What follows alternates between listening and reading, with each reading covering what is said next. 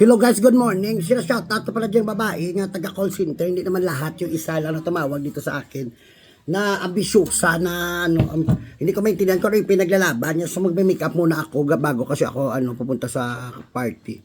Ito yung ginagamit ko kasi social ako. Shoutout nyo sa tumawag sa akin na Inglesera na yung pinaglalaban mo dahil ma-English ka. Ikaw na matalino, ikaw na magaling, ikaw na yung Believe ako sa iyo kasi magaling ka mag-English. Pero dapat mag-adjust din kayo sa tinatawagan. Yung tumawag sa akin English, hindi ko maintindihan. Sabi ko, miss, please, ano yung tatawagan mo? Ano yung inaano mo dito? Nag-English siya.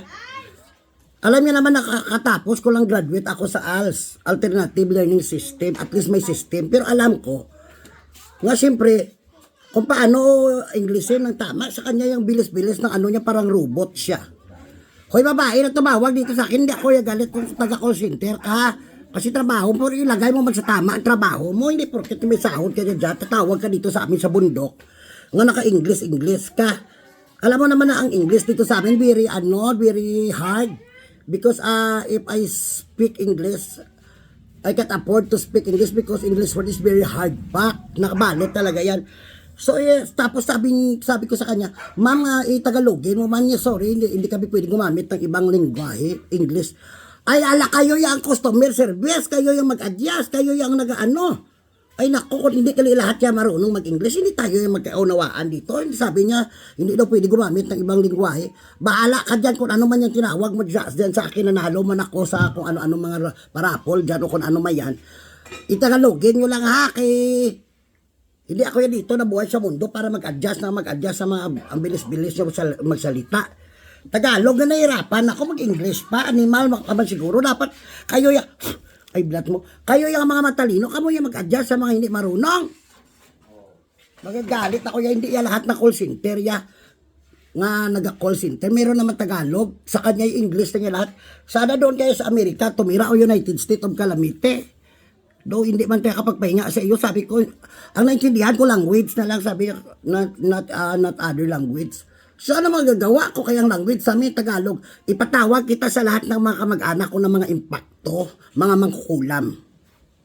Tandaan mo, ipakain ko yung matres mo. Lolo ko aswabak, ipakain ko pa ang hita mo. English ng English, hindi lahat yan ng mga nag-i-English. Siya matalino para sa akin. Kung matalino, kaya ikaw yung mag-adjust sa amin.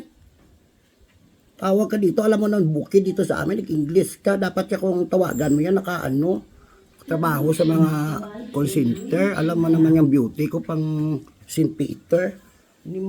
Shout out yan, hindi po ako yung galit, klaro lang natin to. Na hindi po ako yung galit, gusto ko lang niya ipaalam na hindi lahat ka-afford to speak English because English word is very hard. Nakabalot yan, nakaseld yan, hindi kami naglalabas ng English namin pag walang kalaban. Kasi ilalabas namin tong English namin sa United Nations at saka sa pagdating ng ng tawag nito. Kung wala na yung tao sa mundo, mga nakin. Ito yung ginagamit ko, makeup ko. Actually, hindi kailangan maganda. Dito sa amin ang labanan, dito makinis lang. Ayan, maganda. Nay, malakat ko na, natin ko sa dibo. Kaya sa date anniversary ng friend ko na plastic. So, siya mga Inglesera, maganda yung trabaho nyo. Or English na kayo ng English. Basta wala kayong sinasagasaan na tao. Muntik na ako makumatos. Muntik na ako mawala sa sarili ko sa kaka-English sa'yo. Sabi ko, ma'am, what can you say? What do you mean? Ang bilis-bilis mo magsalita para kang may lakad, may birthday. Kayo pa yung busy pa kay congressman. Dapat mag-call center kayo ito real talk. Dandahan naman. Lalo ng Philippines sa tinatawagan nyo kasi kami marunong kami pero kailangan pa namin i-process sa utak namin bago namin ibuka sa bibig namin. I can't afford to speak English because if you English and if I English you, if you English me, I will finish my life. Tapos if you need a good answer, talk to my lawyer. Nimal makasiguro si English. Okay yan kung mga foreigner. Alam mo nga taga Mountain Province, ang beauty ko sapat ka karon. Wag mo ako lagyan ko to ng hita mo, sili. Shout out yan, I love you. Huwag naman lahat ng Inglesan yung kami dito Pati si nanay, muntik na makumato sa kaka-English. Ay, ang bot daya. Tanggalin ko na tong buhay ko magaganito. If you English me, I will finish my life. Bye-bye talaga.